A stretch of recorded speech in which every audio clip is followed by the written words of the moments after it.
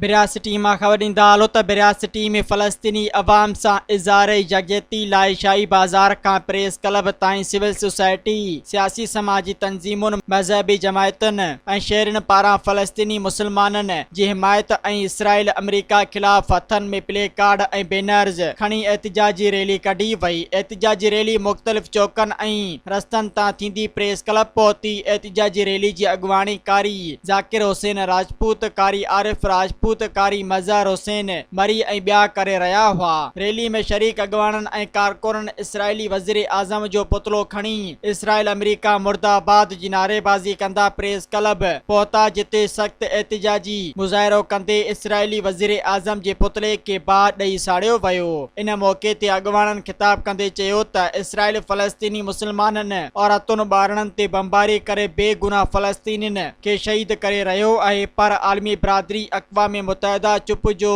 रोज़ो रखी छॾियो आहे। ही लखनि जी तइदाद में शहीद थींदड़ मुस्लमाननि जे लाइ लफ़्ज़ ॻाल्हाइण लाइ तयार बि न आहिनि। हिननि इंसानी हक़नि जी तंज़ीम समेत आलमी बिरादरी खे अपील कई त फ़लस्तीनी मुस्लमाननि मथां थींदड़ ज़ुल्म ऐं बर्बरियत फ़ौरी तौर ख़त्म कराई वञे ऐं फ़लस्तीनियुनि खे जीअण जो हक़ ॾिनो वञे। सब्सक्राइब कयो अवामी न्यूज़ HD खे ऐं ताज़ा तरीन ख़बरुनि लाइ ॾिसंदा रहो अवामी न्यूज़ HD।